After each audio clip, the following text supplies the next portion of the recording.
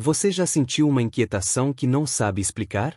Uma ansiedade que parece surgir do nada, mas que toma conta dos seus pensamentos, acelera o seu coração e te faz sentir perdido, mesmo quando tudo aparentemente está bem.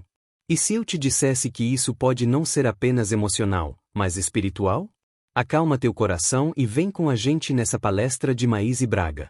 Vivemos um tempo onde as pessoas estão cada vez mais aceleradas, mais angustiadas, ao mesmo tempo, mais desconectadas de si mesmas.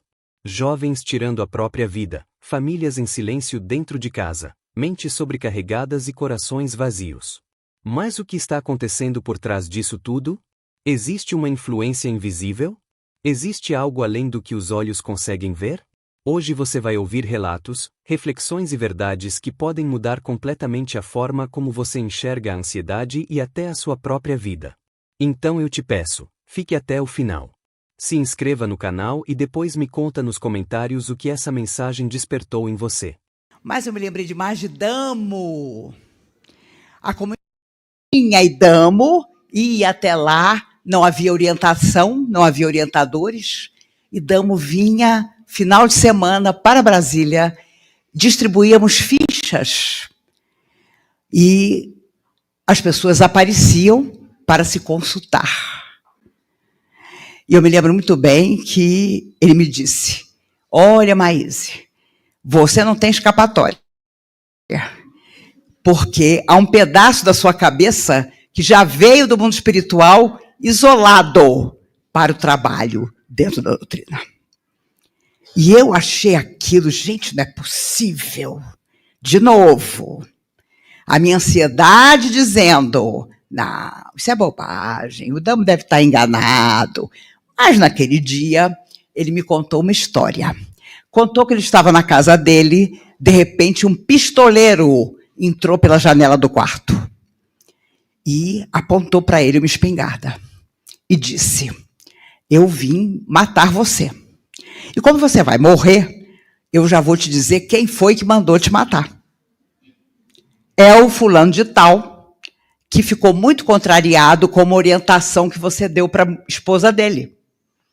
Então, eu estou aqui para tirar a sua vida, amando dele. O Damo, a porta do quarto fechada, encostou na porta fechada, a janela à frente dele estava aberta, o pistoleiro de costas para a janela. E com a maior tranquilidade, o Damo disse: ah, meu filho, se a minha amiga, que eu chamei da mata, aceitar, você vai tirar a minha vida. Se não, ela vai tirar a sua. E o pistoleiro só escutou o chocalho.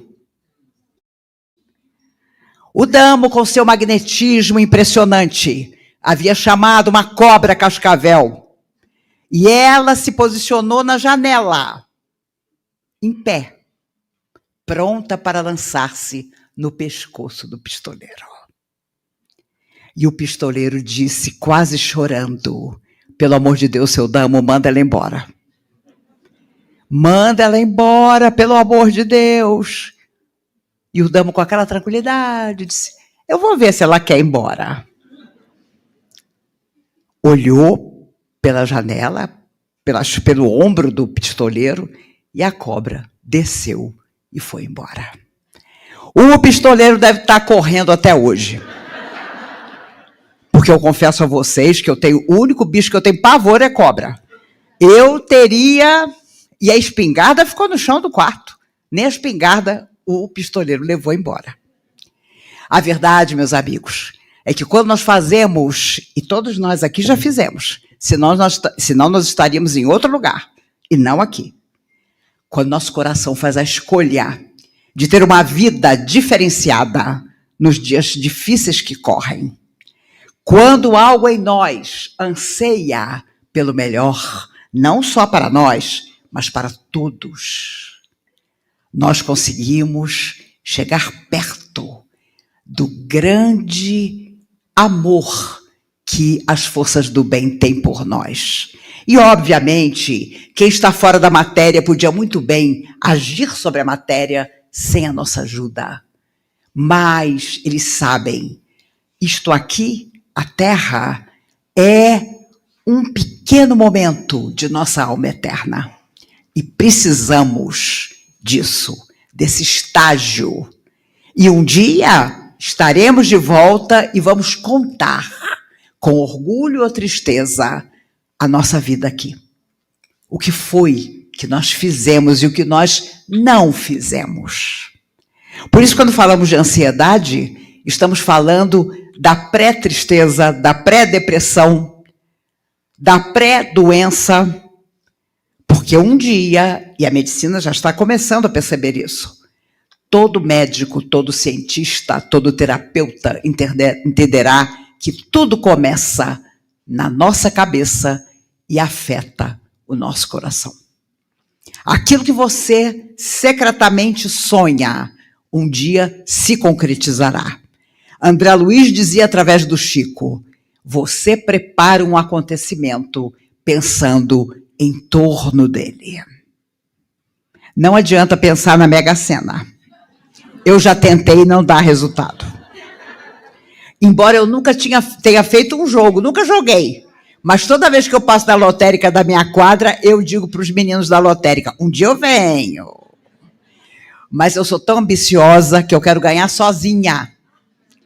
A Mega Sena de final de ano. E com um detalhe, já fico sonhando as coisas que eu vou fazer, as pessoas que eu vou ajudar. E Emmanuel, mentor de Chico, não se impressionava com isso. Uma vez ele disse ao Chico, não se preocupe, todo ser humano anseia a riqueza.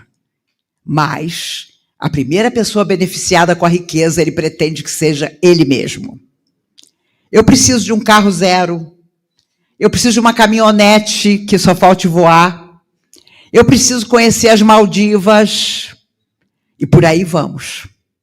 A verdade é que ansiedade, às vezes, para a pessoa que não a percebe, é como se fosse um vulcão dentro de nós, tentando nos fazer pensar em necessidades que, na verdade, não deveriam existir. Vocês não têm ideia da quantidade de viagens que eu faço. E forma-se uma fila depois para uma selfie, para um abraço. Eu digo sempre, nunca tive celular. E a pessoa olha para mim, meu Deus, coitada. Ela nunca teve um celular. E nunca tive. E o extraordinário é que a pergunta que mais me fazem é, como é que você recebe notícia de morte? Eu digo, da melhor maneira possível. Através do telefone fixo da minha casa que os amigos têm. De morte? De morte, a pessoa já morreu. Então eu só recebo a notícia. E quando a pessoa hoje em dia perde o celular, ela não fica ansiosa, ela enlouquece. Porque a vida dela está ali. E ela pensa, meu Deus, como é que eu vou respirar agora? A questão de minutos, eu contei para uma pessoa que nunca tinha tido celular e a pessoa disse, nossa, então tem vida. Tem vida com quem não usa o celular. Falei, tem vida. E um monte de aborrecimento que você não passa. Porque ninguém passa trote, ninguém tenta te dar golpe. O celular hoje, isso faz parte. É claro, você trabalha, você estuda, você quer ter contato imediato com alguém que você ama muito, o celular é uma ferramenta extraordinária. Mas eu sou tão antiga, que eu sou da época em que você esperava para saber notícia. Esperava para dar notícia. Isso não te abafava. Isso não te deixava com vontade de sair correndo. Vontade de sair correndo é sintoma de processo de influência espiritual negativa. Quando eu comecei na doutrina espírita, a gente aprendia isso. Hoje, por ansiedade, as pessoas saem correndo e não sabem nem para onde estão indo. Quando viajo, vêm as pessoas conversar e a gente percebe coisas que no dia a dia ignoramos. Por exemplo, o alto índice de suicídio entre os jovens. No ano passado, no Rio de Janeiro, uma vez por ano eu vou ao Rio. Sou carioca, costumo ir uma vez por ano ao Rio para palestras. A primeira senhora que veio me abraçar depois da palestra disse: Maíse, eu comecei a acompanhar as palestras dos oradores espíritas, inclusive a sua, quando eu atravessei a rua em frente à minha casa, fui ao mercadinho e quando eu voltei para casa, meu único filho de 15 anos tinha se enforcado no lustre da sala. Algumas pessoas, depois outra senhora, uma senhora linda. Maíse, minha única filha, era uma médica muito bem-sucedida. Ela não conseguiu vencer a ansiedade e a depressão e aos 30 anos tirou a própria vida. O outro, Maíse, eu disse ao meu filho de 9 anos, vamos fazer um lanche. Não, pai, vai você com a mamãe, traz um sanduíche para mim. Quando eu voltei, ele tinha cortado as cordas do varal de roupa e se enforcado com 9 anos. Um pai me disse em Brasília, Maíse, meu filho de 11 anos treinava judô. Ele disse, pai, me leva na aula de judô? Claro, meu filho, vá colocar a roupa que eu te levo. Ele não saía do banheiro, Maíse. Quando eu botei a porta abaixo, ele havia tirado a própria vida se enforcando no chuveiro com a faixa da roupa de judô. 11 anos. Nós temos que futuramente, agora, discutir por que os jovens, impactados por uma ansiedade que eles não conseguem dominar, estão fugindo da existência na Terra para viver dramas fora da Terra. Suicídio não tem justificativa no mundo espiritual. Então nós precisamos ter olhos de ver e ouvidos de ouvir aqueles que são os adolescentes da nossa casa. Nossa, meu filho é um menino ótimo, não sai do quarto. Vai olhar o que o seu filho está fazendo no quarto. Muitas vezes entrando em contato através do computador com situações dolorosas que virão para ele inesperadamente, sem que ele saiba dominar aquelas emoções. Não se falava de ansiedade antigamente. Quando a pessoa chegava na casa espírita, ela começava a dizer, olha, eu estou sentindo uma coisa que eu não sei direito o que é, vamos trabalhar. Ela passava por um processo de desobsessão e o convite era renovado, vamos trabalhar. E é claro, sempre existiram as pessoas que dizem, eu quando puder venho. E eu conheci muita gente que ao longo dos anos, primeiro estava namorando, depois estava noivo, depois casava, depois tinha filho pequeno, depois tinha filho adolescente que estava dando muito trabalho, depois morria. Porque não tinha tempo para perceber que não há nada que o trabalho que se faz com o coração não possa solucionar. E nós ainda temos grande dificuldade para entender isso. Nós ainda estamos buscando, com muito respeito, nas medicações, às vezes exageradas, nas terapias, nem sempre confiáveis. Uma amiga minha foi fazer terapia. O terapeuta, uma fortuna a consulta do homem. Você chegava no consultório dele, ele te dava um travesseiro e perguntava, quem você detesta? A minha amiga detestava o pai. Finja que esse travesseiro é seu pai. Destrua esse travesseiro. Ela destruiu o travesseiro, com toda a raiva do mundo. E eu perguntei para ela, e aí, melhorou? Mas ficou pior. Porque enquanto eu dilacerava o travesseiro, eu pensava, meu Deus, isso aqui é um travesseiro, não é meu pai? Minha filha, Mariana, é psicóloga clínica. A especialidade dela é a análise do comportamento. Mas o analista do comportamento fica 1 ano com você. Se você não tomar uma atitude. Tchau. Devíamos fazer a mesma coisa na casa espírita. Porque olha o que eu conheci de gente na minha vida que dizia, Maíse, me ajuda, eu preciso tanto de ajuda. E eu ficava comovida. Eu botava o nome da pessoa até nas paredes. E a pessoa sempre ali, naquele jeitinho. Me lembro, uma vez, doutor Bezerra de Menezes. Não foi o Zé da Silva, não. Doutor Bezerra de Menezes me disse, minha filha, há algo que nós temos que superar. A insistência de querer ajudar quem não quer ser ajudado. Quem não quer ser ajudado. Quem não conheceu já, você vai lá no centro? Põe meu nome. Nossa, você vai no centro? Toma passe por mim. Nossa, eu não posso fazer desobsessão. Você pode fazer por mim? Mas se mexer, a pessoa não mexe. E olha, juro a vocês, eu tenho um problema sério com o mundo espiritual. Porque acontecem coisas no mundo atualmente que eu digo aos espíritos que me abençoam. Eu estou indo embora. Estou com a mala pronta.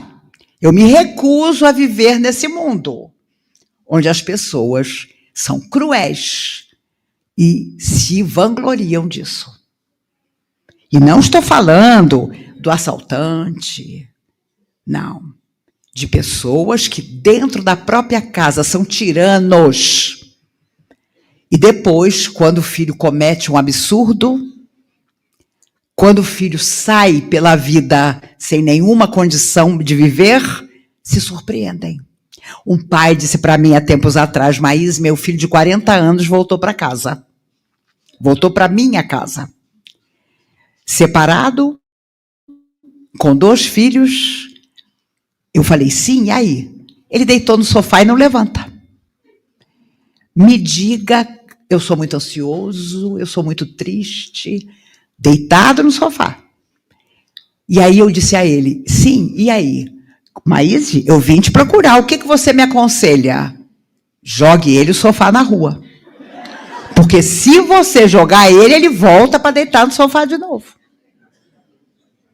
A verdade, meus amigos, é que quem não lembra, quando, principalmente nós, as mulheres, lembramos da ansiedade com que esperávamos o telefonema do paquera. Eu sou da época que a gente chamava o rapaz de paquera. Hoje eu nem sei como é que é. Mas o paquera te telefonava. E você ficava completamente emocionada com aquele telefonema. E quando você levava um fora, você era o último ser da humanidade. Hoje em dia, a pessoa passa por dramas e eu pergunto, e como é que você está? Estou ótimo. Estou muito bem. Estou fingindo que nada aconteceu comigo. E aí a ansiedade vai aumentando. Vai aumentando. Ai, me dá uma coisa, eu não sei o que eu tenho, eu não estou bem. Eu não estou bem, é o primeiro sinal vermelho. Tem alguma coisa errada. Então, vamos descobrir o que é. Encarar, olhar de frente. É claro que existem pessoas tão terríveis que eu não sei como que elas conseguem dormir à noite. Conversando outro dia com um tio meu, eu falei, meu Deus, como é que essas pessoas horrorosas que fazem o mal para o mundo dormem? E ele me disse tranquilamente, melhor do que você. Porque eles têm dinheiro, têm um pijama confortável, moram numa mansão e dormem à vontade. Como que alguém com a consciência desperta pode dormir? Não dorme, não. E nós todos, enamorados da doutrina espírita, temos a consciência desperta. Chico Xavier andava pela rua e reparou que tinha um rapaz na cidade que toda vez que o Chico passava, o rapaz se escondia. Atrás de uma árvore, atrás de um poste, atrás da lata de lixo. E a coisa ficou difícil de ignorar e o Chico um dia conseguiu segurar o rapaz. Meu filho, me perdoe, mas eu tenho que pedir desculpas a você. Aí o rapaz, a mim? Porque eu devo ter feito alguma coisa ruim para você. Eu reparei que toda vez que eu cruzo com você na rua, você se esconde de mim. O rapaz caiu em pranto e disse, Chico, sou eu que falo mal de você na cidade toda. E eu pensei que você soubesse. Ele já vivia com a consciência desperta. Ele não podia olhar o Chico de longe, que ele já queria se esconder, com medo do Chico saber que ele caluniava o Chico. Eu lembrava hoje, com Vera, minha amiga, que tão generosamente me hospedou na casa dela, que quem não conhece o mendigo chamado Jorge, que tinha uma ferida na boca que ia até a orelha, que sangrava permanentemente. Todo sábado de manhã, ele ia abraçar o Chico e tascava um beijo na bochecha do Chico. Os espíritas em volta, horrorizados. Porque vocês sabem como é que é horror de espírita. Ele finge que faz caridade, mas ele está correndo da pessoa que dá trabalho e que precisa de ajuda. Aí, o Jorge chegava, tascava um beijo no Chico. Tchau, Chico. E aí os espíritas todos pegavam milhões de lenços para entregar para o Chico, para ele limpar a bochecha do sangue do Jorge, que ficava. Um dia, o Jorge morreu. Alguém chegou e disse: Chico, Jorge morreu. Ele era um necessitado que toda a cidade conhecia. E aí, os espíritas que não faziam barato disseram: ai, Chico, graças a Deus o Jorge morreu.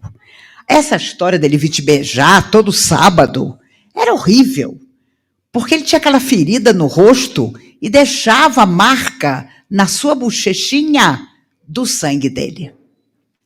E o Chico, tranquilo, disse: ah, meus amigos, vocês não têm ideia de quem era o Jorge. Por isso eu fazia questão de receber o beijo dele. Vocês não podem imaginar quem era o Jorge. E a coisa mais bacana é da minha época, né? A coisa mais bacana é que ele morreu sem contar para ninguém quem era o Jorge. E isso é maravilhoso, porque ele deixou todo mundo quieto. E até hoje, todo mundo que eu conheço diz: quem será que era o Jorge? Maíse, qual a sua ideia? Será que foi Judas? Será que era Pedro? Todo mundo no alto nível, né? Então, todo mundo evitava o Jorge. E o Chico, queria o beijo do Jorge. Ah, mas não por acaso. E nós vamos morrer sem saber quem era o Jorge.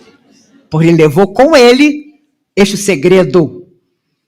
Imagine a ansiedade do espírita que quer saber tudo. Ah, dizem que Emmanuel reencarnou. Gente, tem gente que está se dando ao trabalho de procurar, pesquisar onde Emmanuel reencarnou. Pelo amor de Deus. Não, pelo amor de Deus. E André Luiz, então?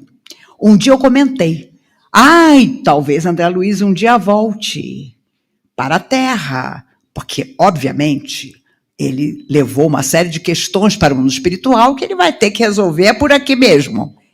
Pois, na semana seguinte, Brasília comentava: a Maíse disse que André Luiz está reencarnado na Ceilândia.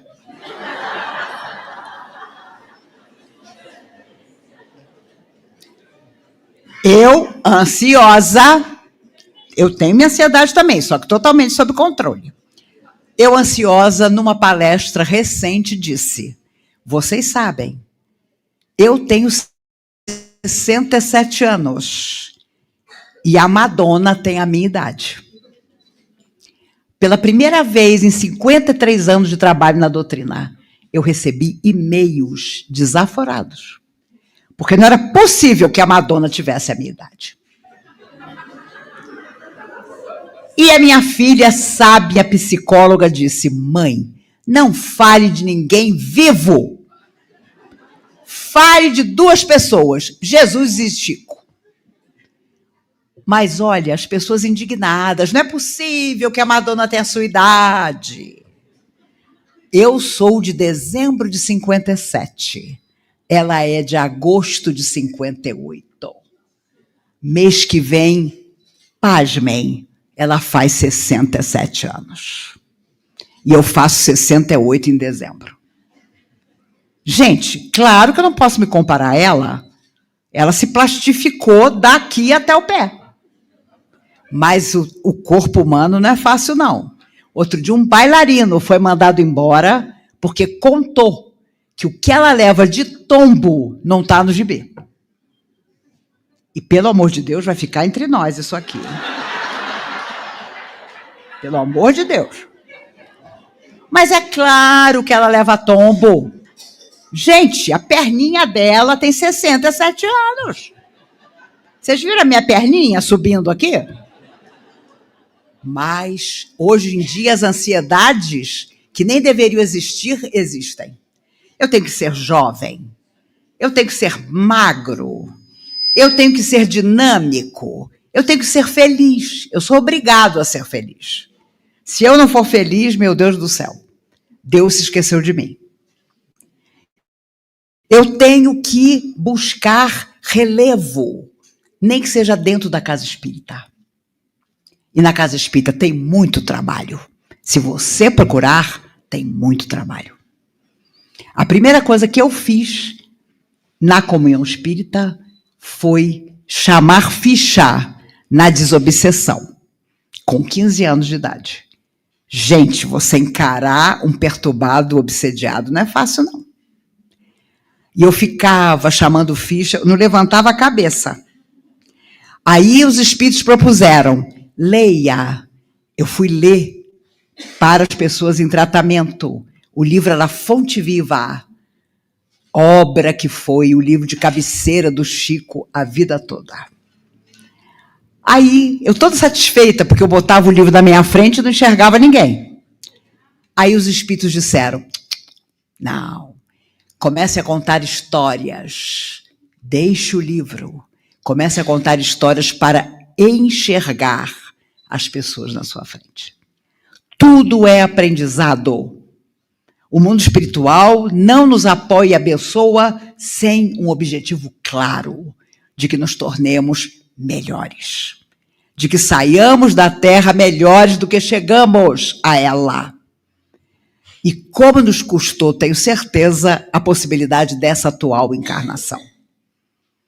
Como nós voltaremos um dia à pátria maior e explicaremos o que nós fizemos do nosso destino.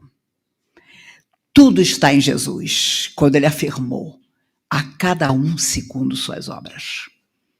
Nós vamos prestar conta, sim, das grandes e pequenas coisas que fizemos. Quando Jesus tinha 6 anos, Maria estava tecendo, bordando na sala, e os espíritos contam que Jesus começou a passar na frente dela, e pelo seu rosto, Jesus, apesar de tão pequeno, percebeu que Maria ansiava por um futuro glorioso para ele. Ela tinha ouvido o comentário das pessoas em volta, como seu filho é inteligente. Nossa, como seu filho se destaca, e ele só tem 6 anos. E Maria, bordando, pensava, meu Deus, ele vai ser um grande doutor da lei. Ele vai ser tão inteligente como é quando criança, que ele vai dominar o mundo. E ela começou a reparar que Jesus atravessava a sala, cada vez carregando uma ferramenta mais pesada. Ele ia até José, pegava um martelo, voltava. Ele ia até José, pegava um serrote, voltava. Ele com 6 anos, pequeno, carregando o serrote. Aí ela começou a reparar que ele estava querendo dizer alguma coisa. Ele aproveitou e disse, minha mãe, não sonhe para mim nada da terra, porque eu não vim à terra para servir. Eu vim à terra para servir, não para ser servido. E ali ela desmoronou, porque ela lembrou que quando ela levou Jesus ao templo para apresentá-lo, como faziam os judeus, um homem cego, que tinha pedido a Deus para não morrer sem ver o Salvador, identifica no colo de Maria o Cristo. E segura Maria e diz, mulher, por causa dessa criança, uma espada de dor atravessará a tua alma. E ela nunca se esqueceu disso.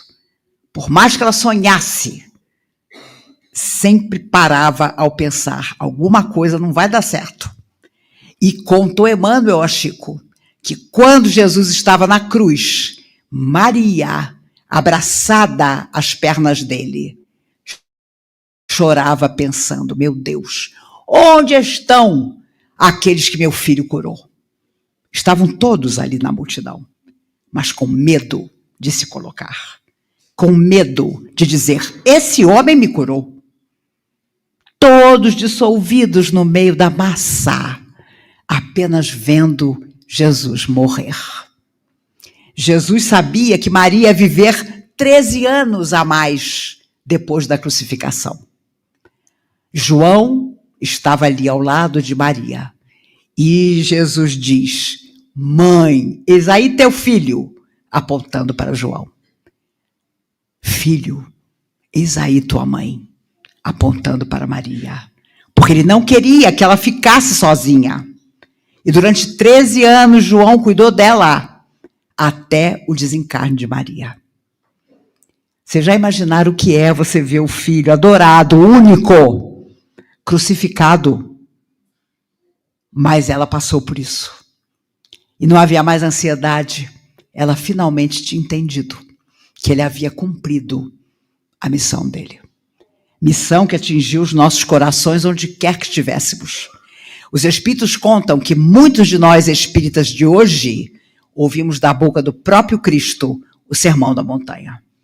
E não fizemos absolutamente nada das nossas vidas. Estamos aqui 2000 anos depois, até hoje estamos aqui. Ainda pensando, será que eu vou no centro? Será que eu levo 1 quilo de alimento? Ai, mas hoje me deu uma preguiça, não vou não. Ah, semana que vem eu tenho uma festinha. Não tem problema de viver a vida como nós quisermos, mas saibamos que as consequências correm por nossa conta. Ou você é espírita ou você não é. Não existe meio termo. Eu fico morta quando no YouTube aparece ex-espírita.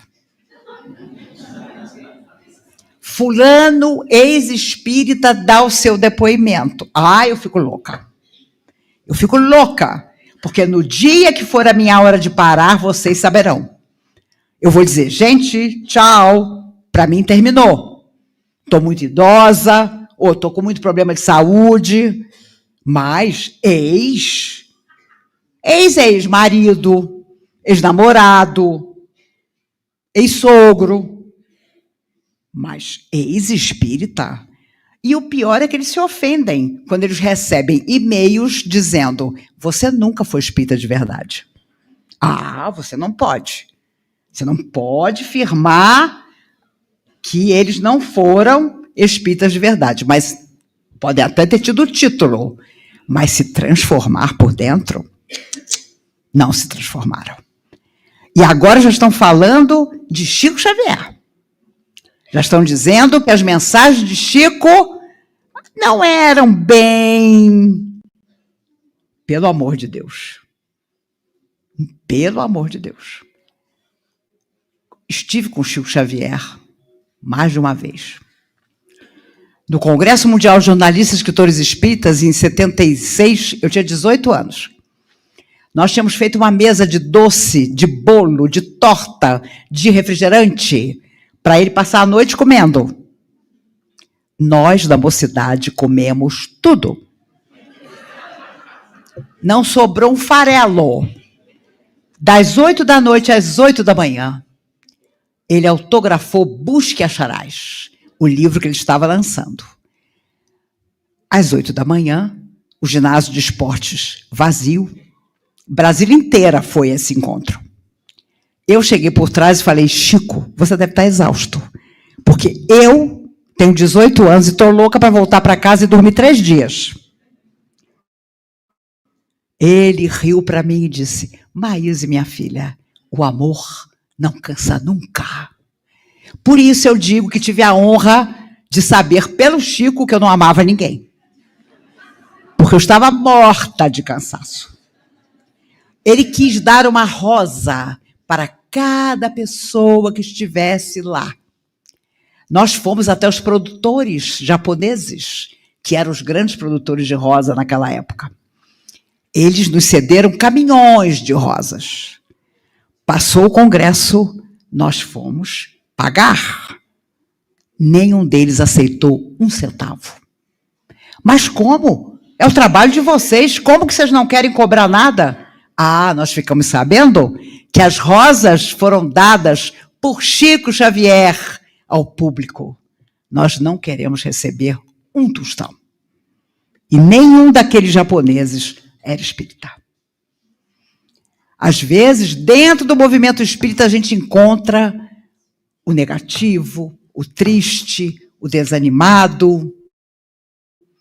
E fora, nós encontramos a compreensão, a tranquilidade de acreditar, mesmo sem se rotular espírita. Mas se nós dizemos ao outro, sou espírita, que a nossa atitude seja espírita. Que a nossa vida seja espírita enquanto nós aguentarmos. Como diz meu amigo Raul Teixeira, doutrina espírita não é para quem quer, é para quem aguenta. E é a pura verdade. Porque, com todo respeito aos irmãos de outras religiões, não é difícil ser católico, ser evangélico, mas ser espírita não é mole, não. Porque a consciência está desperta. E nós sabemos que somos eternos e prestaremos conta de tudo que nos acontece. Quando nós temos nossa dificuldade de saúde, é claro, imploramos aos espíritos amigos que nos abençoem. Ansiamos uma cura que muitas vezes não vem. E Chico, depois que voltou para Uberaba, depois de estar conosco, em 76, acordou uma madrugada, alucinado de dor no peito. Estava tendo seu primeiro infarte. E ele tinha anos antes estado com uma menina de 12 anos, que tinha uma séria dificuldade para falar. E a mãe dizia, Chico, meu sonho é escutar o som da voz da minha filha. Nunca ouvi o som da voz dela. E o Chico tomou aquilo como uma missão. Todo sábado ele ia visitar a família e dizia para a menina, vamos falar uma palavrinha. Jesus! Jesus! E a menina, num esforço pavoroso, porque a menina tinha problemas cognitivos sérios, não falava. Um dia, numa dessas visitas, a menina disse, Jesus! O Chico ficou louco. Correu até a cozinha, venha, sua filha falou. O que, Chico? Minha filha falou.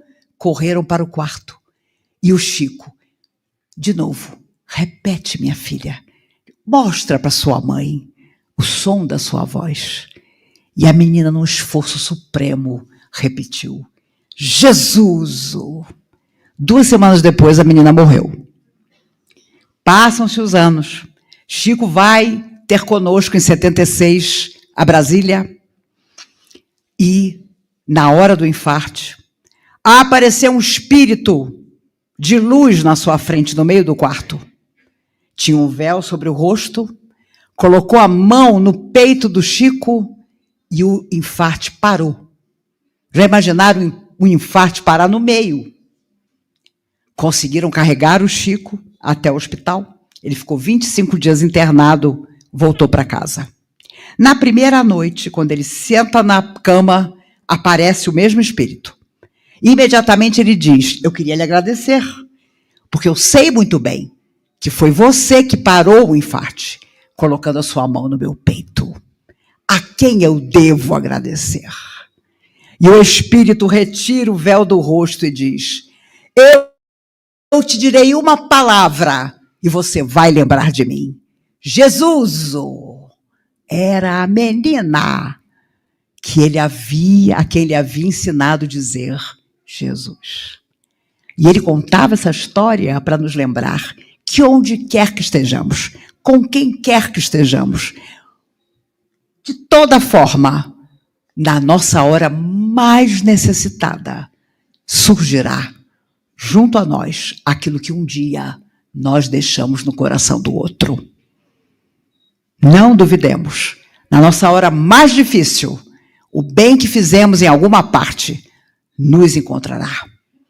E nós estaremos beneficiados por essa luz que cada um de nós possui. Ontem estive aqui à noite, na hora da desobsessão, eu fiquei pasma de ver como os espíritos amigos, trabalhadores dessa casa, tiravam, como se fosse descolar, almas sofredoras ligadas a pessoas que estavam aqui. E convidavam essas pessoas a uma nova vida, distante deste apego pelas almas encarnadas, que eles não devem ter. Eu fiquei impressionada do carinho com que esses irmãos aqui trabalhavam. Hoje, a mesma coisa. Fomos aonde, Vera? Sim. Santa Cruz.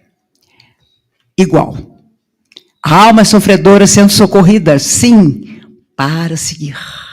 Imagine a ansiedade de uma alma desencarnada que sabe muito bem que não tem mais corpo físico e que não sabe para onde ir, o que fazer, a quem pedir ajuda. Por isso, o nosso trabalho deve ser permanente. Nas nossas preces, vamos pedir por aquele que sofre, pelo desesperado, pelo triste, pelo que se esqueceu de amar, e vamos, por nossa vez, amar. Fazer tudo que for possível para que a nossa vida seja a mais extraordinária possível, para que nunca nos esqueçamos de que todo o bem que fizemos um dia sempre voltará para nós. Tem uma frase linda de Emmanuel através do Chico que diz assim: o bem que fizeres em algum lugar será teu advogado em toda parte. E é a pura verdade. A pura verdade. Uma vez o Chico, passando por um momento muito difícil, perguntou a Emmanuel: poxa, é difícil viver na Terra, não é? E num ato de sinceridade, Emmanuel respondeu: meu filho, para viver na Terra é preciso ter pele de rinoceronte. E era Emmanuel, hein? Que sempre procurava suavizar a coisa. Quando o Chico chegou a Brasília, em 76, pediu para que nós o levássemos ao ponto mais alto para ver a cidade lá de cima. E ele disse naquele dia para nós: um dia, quando os seres de outros planetas que acompanham a Terra desde a Idade da Pedra vierem contactar conosco, o encontro deles com os dirigentes dos países será em Brasília. Essa é a terra dos grandes reencontros espirituais. Por isso, tanta gente veio e nunca mais voltou para sua cidade. Permaneceu em Brasília. Palmelo surgiu por acaso em nossa existência? De jeito nenhum. Aqui, falar de doutrina espírita é uma redundância, porque todos nós sabemos que as forças que protegem o universo estão em toda parte. Em Palmelo também. Basta que sintonizemos com ela. O Chico tinha 2 sobrinhos que ele tomava conta, porque a cunhada enlouqueceu e o irmão morreu. E um dia, desafiando o tio, um deles disse: tio Chico, você já era. Em que tempo você vive? E o Chico respondeu: eu, meu filho, vivo num tempo que não passa nunca o da consciência tranquila. E é a pura verdade. Ele, em 1950, ia todo sábado de manhã embaixo de uma ponte que ficava a 1 hora de Pedro Leopoldo. Havia famílias que moravam ali. No trabalho dele, ele recolhia alimento e eles levavam para essas famílias. Um dia, eles viram que não tinha nada para levar, nem um grão de arroz. E o Chico então disse: o que nós vamos fazer? As famílias há 2 anos são assistidas, estão esperando. Dr. Bezerra de Menezes, que havia desencarnado 50 anos antes, disse: meu filho, não tem nada? Vamos levar água fluidificada. Coloque as garrafas aqui e eu vou fluidificar a água. E você vai levar. A primeira vez que eu ouvi essa história, eu pensei, o que eu não daria por um copo dessa água? Fecharam as garrafas, foram. A ponte ficava a 1 hora da cidade. Quando eles chegaram, o Chico subiu numa madeira e disse: gente, pela primeira vez em 2 anos, nós não temos nada. Eu estou com uma série de dificuldades, criando meus sobrinhos, não sobra nada. Meus amigos também. Não trouxemos nada, mas trouxemos água fluidificada. Olha, os homens... Homem é complicado, né? É um tipo complicado, o homem. Por isso que na próxima vida, todos os homens da plateia virão mulher. Para saber como se faz uma canoa. Os homens que estavam presentes disseram: Chico Xavier, você é um pilantra. 2 anos trazendo comida todo sábado para a gente e hoje você não tem nada? Você tem água? Antes que o Chico respondesse, uma senhora disse: eu é que me admiro.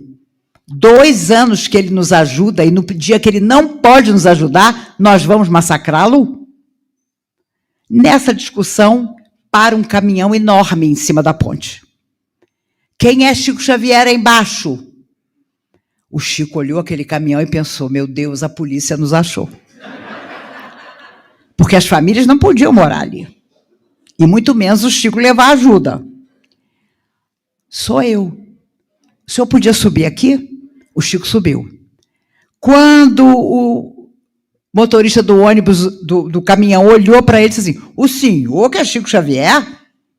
Sou. Chico Xavier, o espírita? O Chico, coitadinho, aquela insignificância, né? Eu mesmo. Olha, não interessa. O senhor lembra de um empresário de Goiânia, muito rico? Há 1 ano atrás ele trouxe o filho aqui perturbado e o senhor orientou o rapaz e o rapaz ficou ótimo. Pois ele é dono do maior mercado de Goiânia e mandou esse caminhão para o senhor. Quando o Chico abriu o caminhão, era comida para Pedro Leopoldo inteira. Aí ele mandou todo mundo subir na ponte, comida, comida, comida, fartura. Mas o Chico pensou: meu Deus, como que esse motorista me achou aqui a 1 hora da cidade? Como é que o senhor me encontrou? Ah, isso foi fácil. Tinha um homem na sua casa.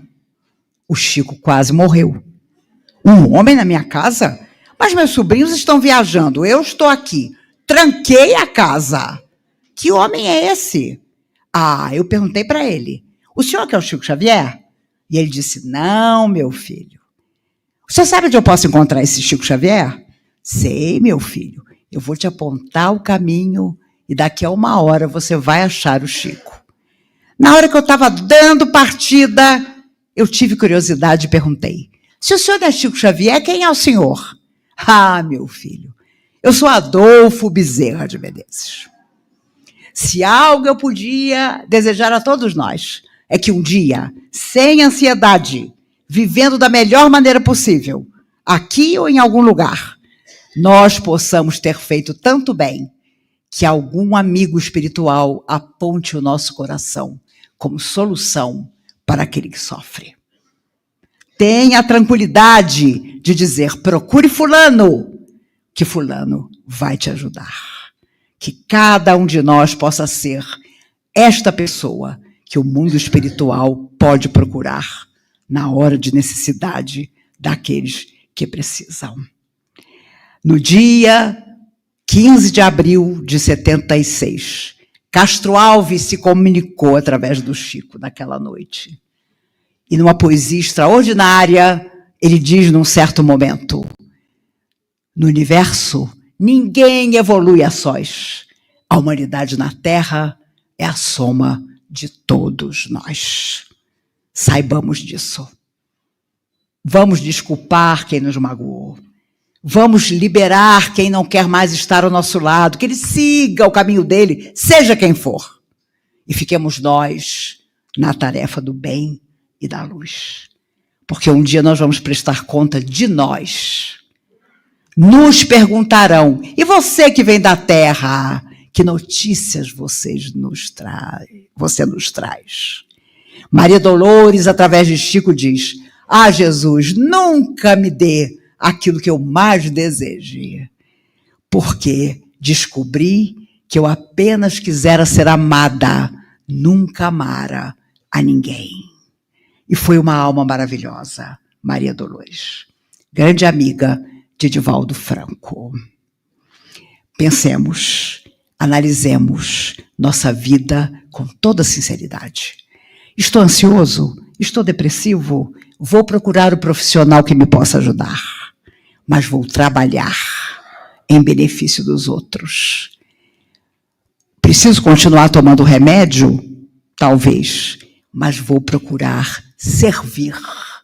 Onde quer que o meu coração se afinize, para que um dia alguém nos venha buscar e nos diga, bem-vindo, amigo, o mundo ficou melhor porque você viveu nele. Agora me diz, depois de tudo isso, você ainda acha que a ansiedade é apenas algo comum? Ou começa a perceber que existe algo mais profundo acontecendo dentro de você? A verdade é que nós não estamos aqui por acaso. A vida na Terra é um pequeno instante diante da eternidade, mas é justamente aqui que decidimos quem nos tornamos. Cada pensamento, cada escolha e cada atitude está moldando o nosso destino espiritual. E a ansiedade, muitas vezes, é o resultado de uma mente desconectada do propósito e de um coração que se afastou do bem. Mas existe um caminho. Servir, amar e se conectar com algo maior. Porque todo o bem que você faz volta, em algum momento e de alguma forma ele retorna. Guarda isso no seu coração. O bem que você faz hoje será a luz que vai te encontrar nos seus momentos mais difíceis. Então, a partir de agora, escolha diferente. Olhe mais para dentro, escute sua consciência e não ignore os sinais. Se essa mensagem tocou você, compartilha com alguém que precisa ouvir isso. E me conta aqui nos comentários o que ficou no seu coração. Se inscreve no canal e continua com a gente nessa jornada.